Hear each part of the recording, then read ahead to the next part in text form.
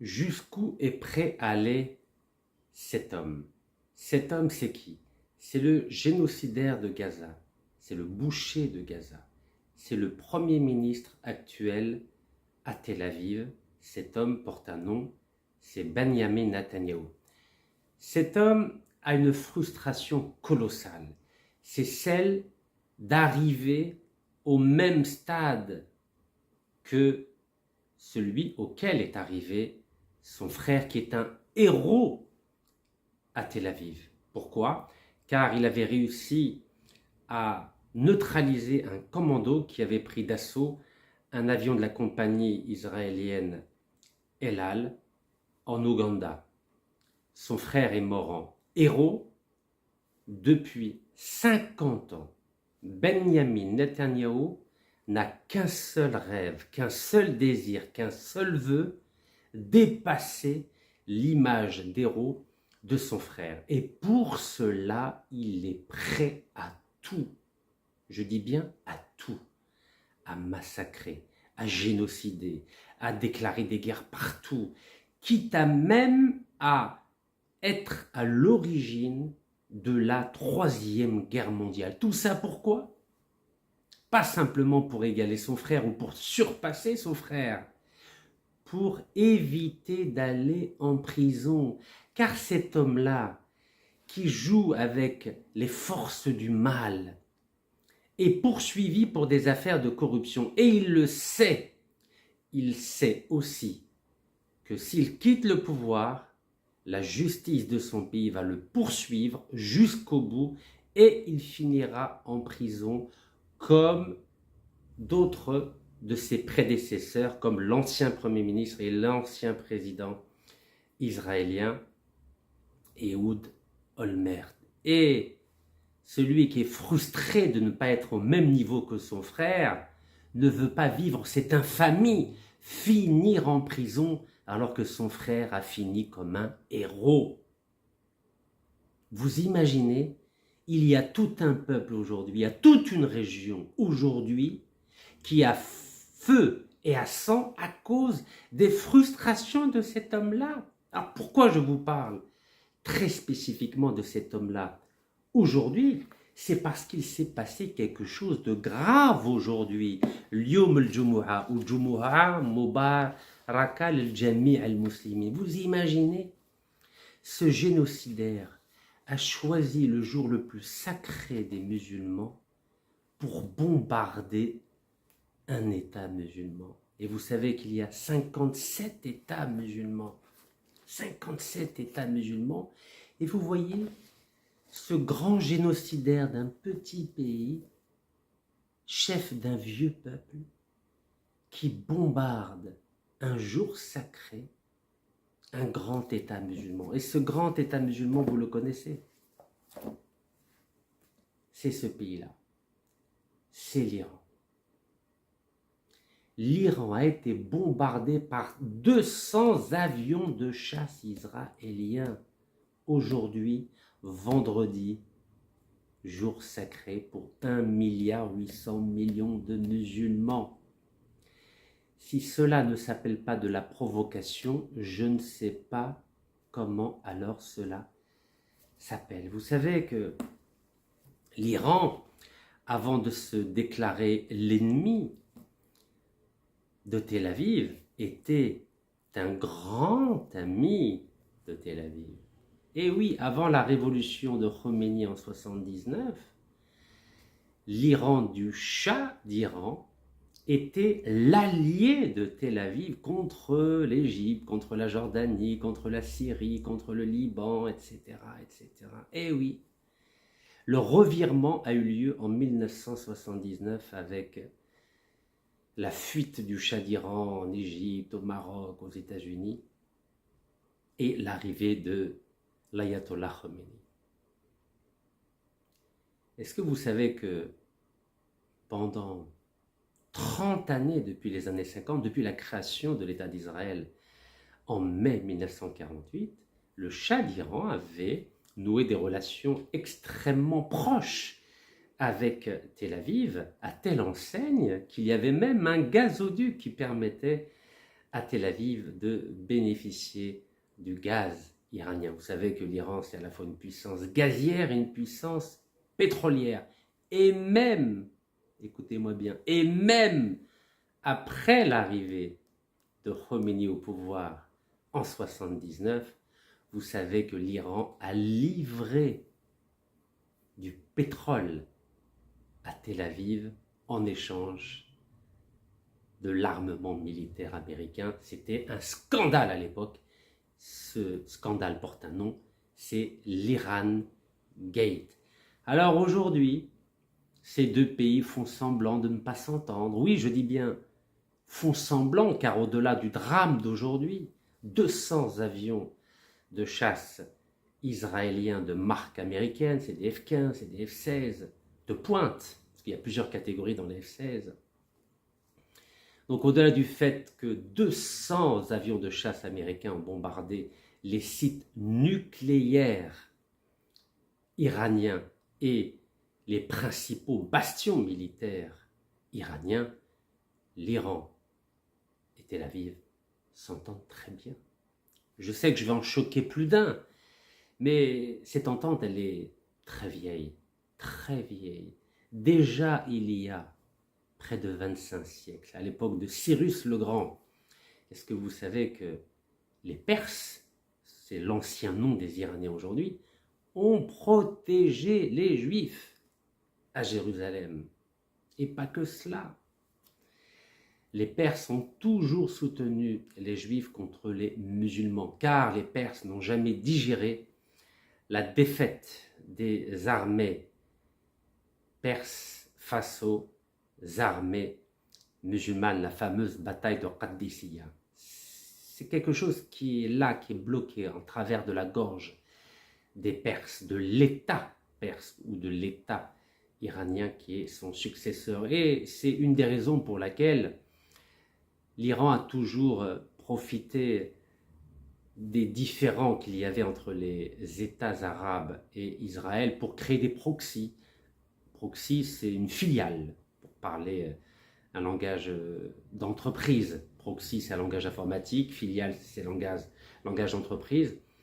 Ou pour utiliser un langage politique, l'Iran a utilisé des vassaux.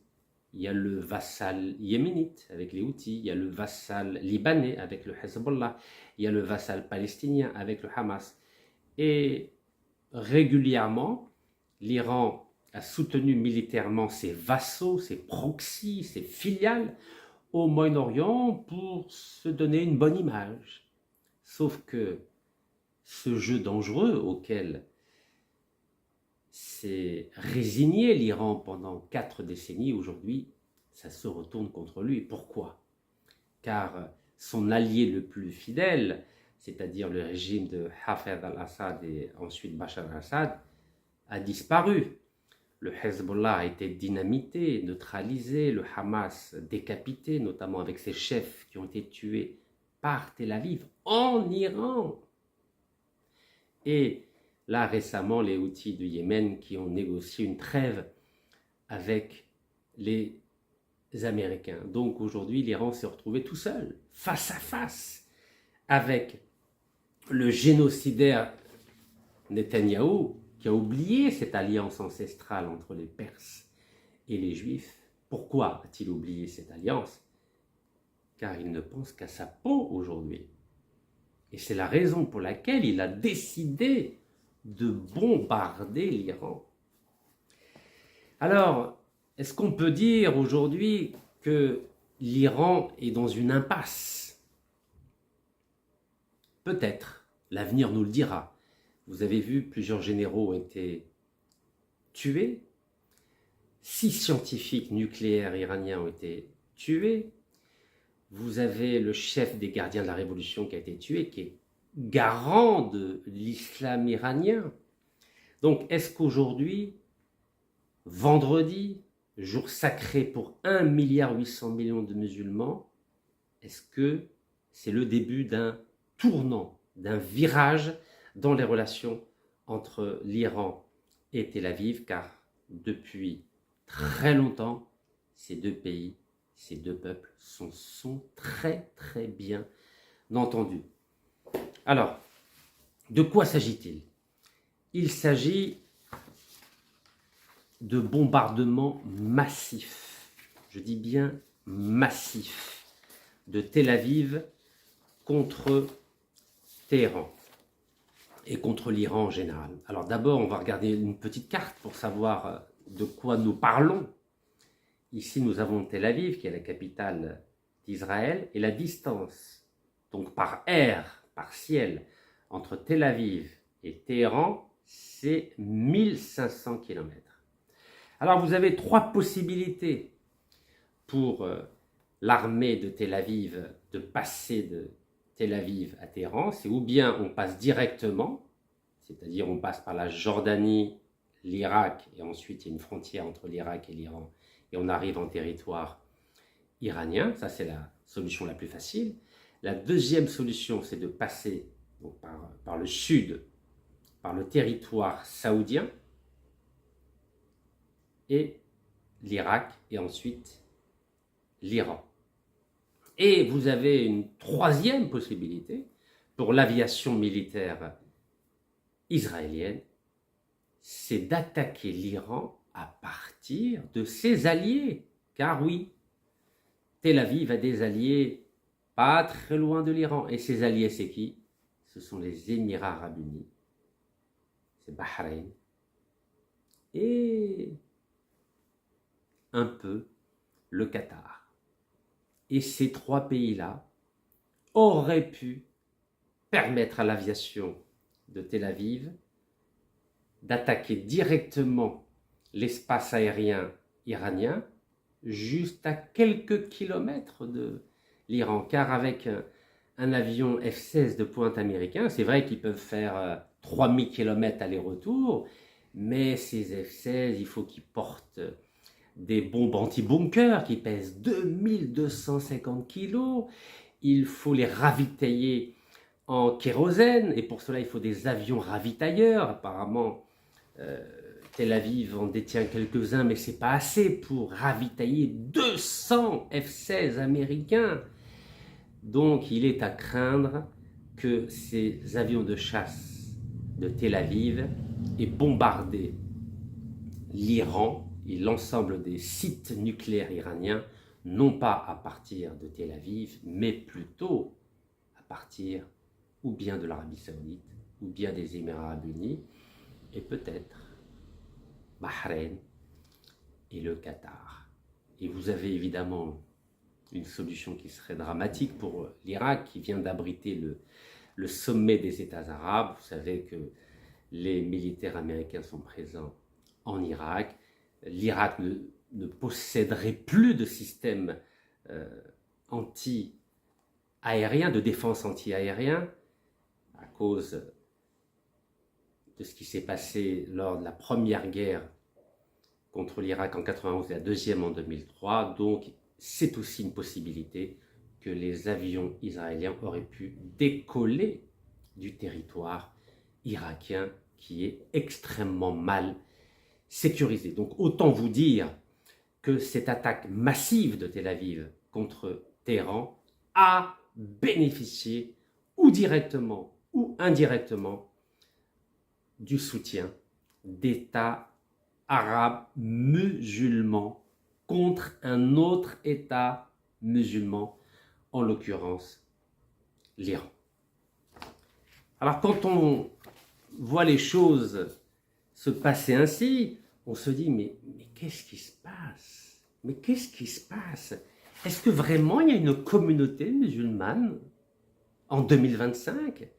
Ou une civilisation musulmane? Vous savez, il y a tellement de littérature, tellement d'articles, tellement de livres, tellement de conférences, tellement de théologiens qui parlent de civilisation musulmane, de Ummah musulmane. Mais dans les faits, est-ce qu'elle existe?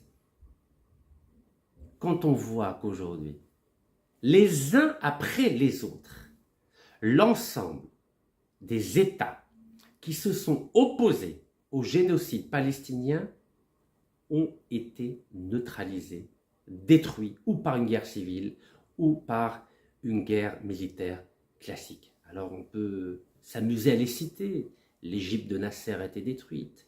La Syrie d'Assad a été détruite. La Libye de Kadhafi a été détruite. Le Yémen a été détruit. L'Algérie a connu une guerre civile. L'Iran est bombardé régulièrement, récemment. Plus on énumère les pays qui se sont opposés à cet état génocidaire, chacun et l'un après l'autre a été détruit. Oui, détruit. Et vous savez que l'Algérie s'entend bien avec l'Iran. Est-ce que c'est une menace? Est-ce que c'est un avertissement à l'Algérie? Je crois que oui. Alors, pas de civilisation musulmane, pas d'oumma musulmane, pas de fraternité musulmane, pas de solidarité musulmane. Finalement, être musulman aujourd'hui, c'est quoi? C'est simplement une virtualité. Allez, on fait tous 5 fois la prière par jour, on prie le Jumu'ah comme aujourd'hui le vendredi, mais on laisse nos frères, nos sœurs se faire bombarder sans réagir. Et pourquoi y a-t-il cette impunité? Cette impunité de Tel Aviv? Vous avez la raison. Tel Aviv est une puissance nucléaire et tous ces pays musulmans, il y en a 57, s'amusent à acheter chaque année des milliards de dollars d'armement militaire américains, russes, chinois, turcs, français, anglais. Mais dans les faits, à quoi sert ces milliards de dollars d'armement militaire? Il ne sert strictement à rien. La preuve, combien de milliards de dollars l'Iran a dépensé pour sa défense, pour son aviation. L'Iran aurait vendu des drones à la Russie contre l'Ukraine. Mais c'est une blague. Un pays qui n'est même pas capable de protéger son territoire, qui a été bombardé par 200 avions de chasse de Tel Aviv. Autant vous dire que les armées de ce type de pays sont des armées fantoches, sont des armées virtuelles. Donc tous ces milliards de dollars utilisés, en dehors d'assurer l'autorité de l'État sur la population, ces armées-là ne servent à rien. Voilà le terrible constat, le terrible diagnostic et la terrible conclusion à laquelle nous aboutissons aujourd'hui. Il ne sert à rien d'acheter des chars, des avions, des missiles, quand ces chars, ces missiles, ces avions sont incapables d'assurer la protection et la sécurité des frontières de nos pays. Alors bien sûr, ça va enrichir les économies occidentales, russes, chinoises, mais en aucune manière ces milliards de dollars nous protégeront contre une petite attaque de cet État génocidaire à la tête duquel il y a Benjamin Netanyahou. C'est terrible. C'est terrible. Alors évidemment, nos amis américains ont dit que oui, ils étaient au courant, mais ils n'ont pas participé. Et par la voix du secrétaire d'État Marco Rubio, il a dit « Nous ne sommes pas impliqués. Nous ne sommes pas impliqués. » Alors vous savez, les Américains, je les connais bien, les Américains. Nos amis américains. Alors je vais vous montrer la carte des bases militaires américaines dans la région. Voilà, c'est les petits points rouges là, vous voyez? Alors, ici vous avez l'Arabie Saoudite et les États du Golfe. Ici vous avez l'Iran. Vous imaginez les bases américaines? Elles sont face à face. Elles sont toutes proches de l'Iran. Donc voilà, c'est pas compliqué en regardant cette carte pour comprendre de quelle aide a bénéficié Tel Aviv dans cette attaque terrible en ce vendredi saint contre les sites nucléaires et militaires iraniens. Alors vous savez que l'objectif numéro 1 de cette attaque massive de Tel Aviv contre Téhéran, c'est évidemment d'empêcher l'Iran d'obtenir la bombe nucléaire, c'est-à-dire le nucléaire militaire. Ça fait longtemps qu'on en parle. Des années, depuis 1991, on entend l'Occident ne peut pas accepter que l'Iran puisse demain devenir une puissance nucléaire et que tout sera fait, et tout a été fait, pour empêcher l'Iran d'obtenir l'arsenal nucléaire militaire, à distinguer de l'arsenal militaire civil, qui peut permettre à des États qui n'ont pas de pétrole, de gaz ou de charbon de pouvoir assurer un minimum d'électricité à leur population.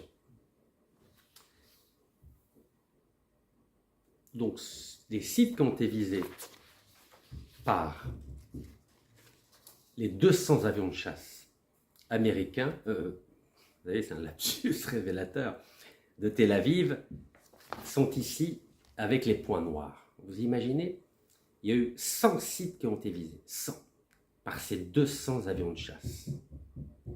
Vous imaginez, l'Iran n'a même pas été capable, avec ses radars, avec ses satellites, avec son système de défense antiaérien, n'a même pas été capable d'arrêter un seul avion. Est-ce que vous imaginez la virtualité de l'armée iranienne ou de l'arsenal militaire iranien? Regardez tous les sites qui ont été visés. Tous les sites. Mais c'est énorme. Alors ça va de Téhéran à Tabriz au nord, à Shiraz au sud, à la frontière irakienne. Vous allez voir, il y a au moins une dizaine de sites à la frontière irakienne, rien qu'à la frontière irakienne. Dizaines de sites. Bref, tout ça pour vous dire que les armées musulmanes, elles ne tiennent pas la route par rapport à ce tout petit État qu'on appelle Israël.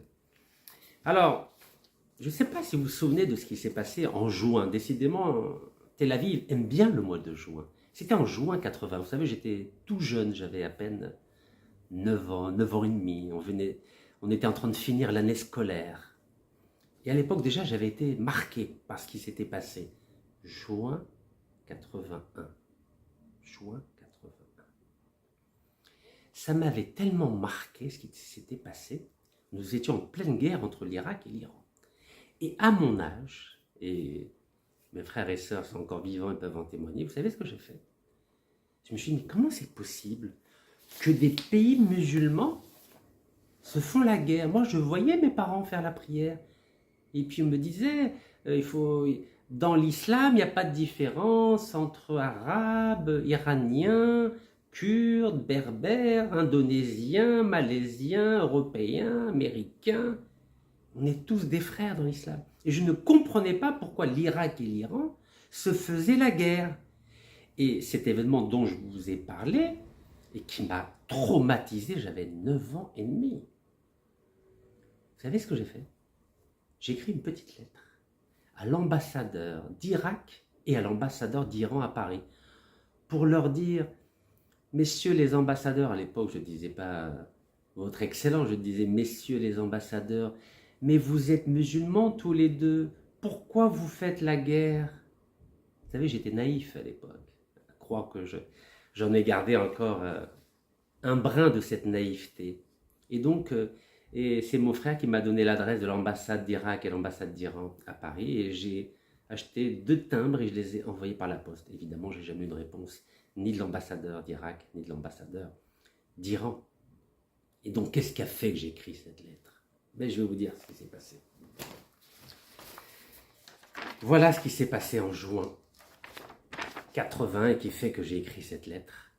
Vous avez Tel Aviv qui a bombardé le site nucléaire irakien d'Ozirak. Je ne sais pas si les plus jeunes connaissent cette affaire. Donc Tel Aviv a tout fait pour empêcher l'Irak, pas l'Iran, parce qu'à l'époque l'Iran était occupé à autre chose, était occupé à faire la révolution islamique. Donc Tel Aviv, en passant, regardez par où ils sont passés, par l'Arabie Saoudite, donc le sud de Jordanie, Arabie Saoudite, et ils sont partis bombarder le site nucléaire irakien qu'on appelait d'Ozirak.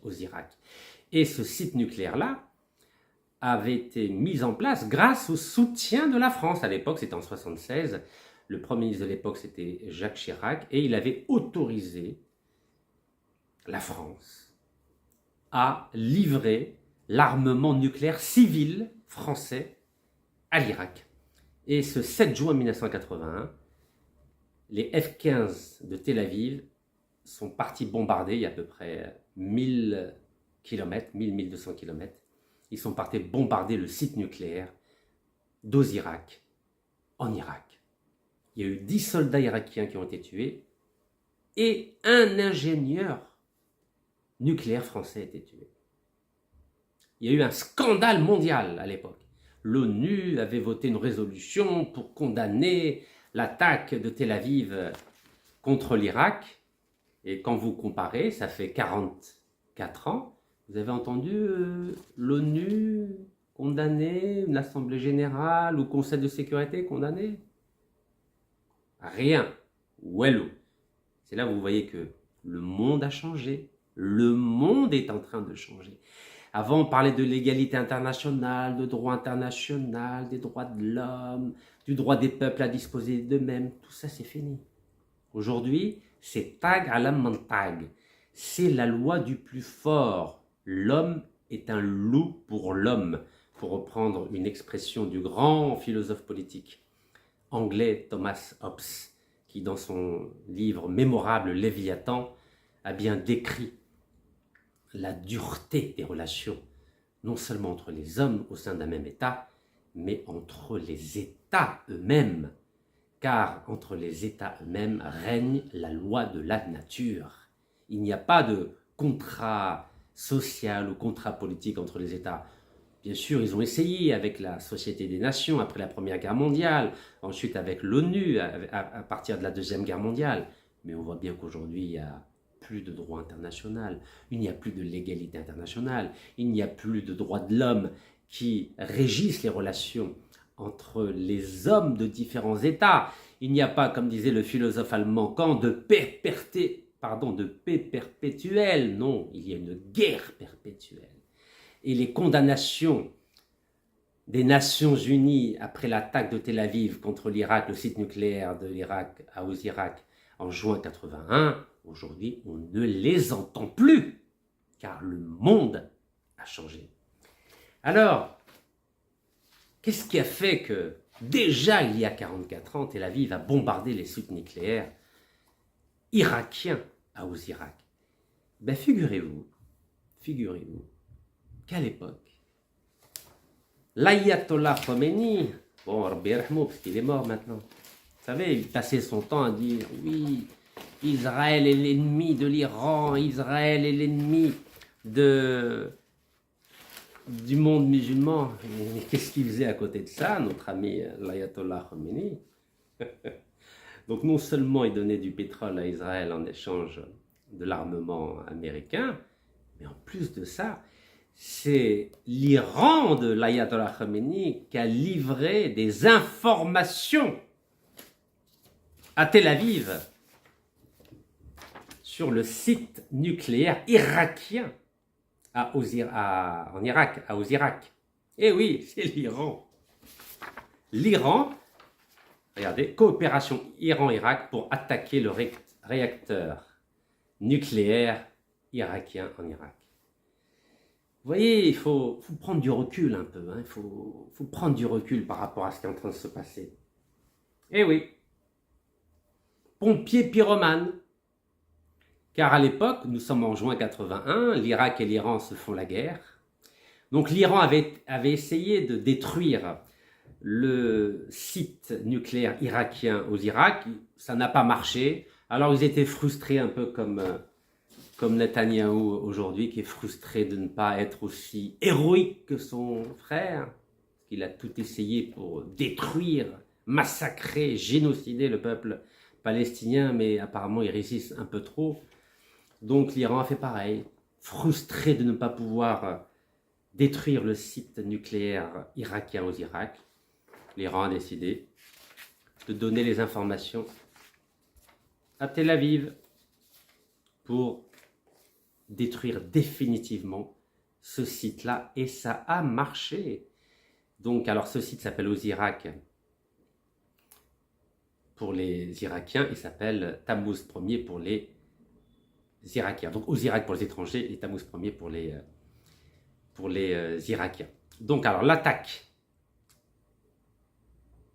iranienne sur Tammuz, qui avait été échouée, parce qu'ils avaient utilisé des chasseurs F-4, mais Tel Aviv a utilisé des chasseurs américains F-15 et F-16 pour attaquer le réacteur de recherche atomique d'Ozirak. Voilà. Donc vous voyez la coopération entre l'Iran et l'Irak. Il y avait une coopération entre ces deux pays au moment où il y avait un Shah, le Shah d'Iran, et il y a eu une coopération au moment où il y a eu l'Ayatollah Khomeini, je vous rappelle, c'est toujours le même régime politique qui est en Iran aujourd'hui. Donc voilà, ils étaient copains hier, ben maintenant ils sont devenus ennemis. Alors, en 2012, j'ai récupéré un article du Monde du 21 février 2012, donc un article du Monde, le titre c'était « Israël a-t-il les capacités militaires pour attaquer seul l'Iran ?» Donc, est-ce que Tel Aviv a les capacités d'attaquer seul l'Iran? Et dans cet article-là, qui fait 1, 2, 3, 4 pages, donc 4 pages, donc un très long article, et il disait point par point pourquoi Tel Aviv ne peut pas faire cavalier seul. Voilà. Tel Aviv ne peut pas faire cavalier seul pour attaquer l'Iran. Je vous ai dit pourquoi. À cause de la distance, à cause du fait qu'il faut ravitailler en kérosène ces avions, ces chasseurs israéliens. Et il faut du soutien, parce que c'est long. L'Iran, c'est plus loin que l'Irak, et pourtant, ça a marché sans aucun problème. Et dans cet article-là, il disait que sans l'aide américaine ou des pays arabes, Tel Aviv ne peut pas attaquer Israël, car à l'époque, il disait qu'il faut au moins une centaine de chasseurs, c'est-à-dire des F-15 ou des F-16. Là, ce n'est pas 100 qui ont été mobilisés pour bombarder l'Iran. C'est 200. 200. Donc, quand vous lisez entre les lignes, vous comprenez que sans les États-Unis et sans les pays arabes voisins, musulmans, je veux dire pays musulmans parce qu'ils sont musulmans, jamais cette opération n'aurait pu être menée à bien. Alors, vous savez qu'on a eu une première confrontation entre Tel Aviv et Téhéran, c'était au mois d'avril, quand les Iraniens ont envoyé des drones, 190 drones, ce qu'ils appellent les Shahed 136 et 238, ça fait un peu référence à l'uranium enrichi, et c'est ceux-là qui ont été, ces drones qui ont été vendus par l'Iran à la Russie, comme si l'Iran avait besoin de drones pour les utiliser contre l'Ukraine. Et dites-vous bien qu'apparemment, l'Iran aurait envoyé 500 drones. Je rigole parce que c'est... Quand on entend des histoires pareilles, on a envie de pleurer. 500 drones. Vous savez combien de temps il faut pour que des drones... Je vais vous montrer la carte, parce que sinon on ne peut pas réaliser. Vous savez combien de temps il faut pour que des drones traversent l'Iran, l'Irak, et pour arriver jusqu'à Tel Aviv, il faut 5 heures. Je dis bien 5 heures. Vous croyez que c'est sérieux? Vous pensez qu'on peut... regardez. Ça, c'est les Espagnols qui se moquent des Iraniens. Les drones demandent 5 heures pour arriver à Tel Aviv. 5 heures pour faire 1500 km. Vous croyez que des drones peuvent tranquillement, à la vitesse de chameau, passer de Téhéran à Tel Aviv et atteindre leur cible? Ce n'est pas sérieux. Ce n'est pas sérieux. Si l'attaque aux drones des Ukrainiens a réussi en Russie, c'est parce qu'ils étaient cachés dans des camions à proximité des bases militaires russes, donc ils étaient à quelques kilomètres. Oui, quand vous mettez des drones à quelques kilomètres d'une cible, évidemment, vous avez des chances de réussir votre coup. Mais ce n'est pas en envoyant 500 drones pour faire une distance de 1500 km, et ça va leur demander 5 heures pour arriver, que vous allez effrayer une puissance nucléaire. Alors vous savez, ce grand pays qui se dit islamique, république islamique, révolution islamique. Vous savez qu'il y a 2 jours, ils préparent le terrain, les Européens. La Commission européenne, dont je vous ai parlé hier, a décidé d'intégrer dans sa liste noire des pays qui pratiquent le blanchiment de capitaux et le financement des terrorismes avec 2 autres pays. Et c'est qui ces 3 pays?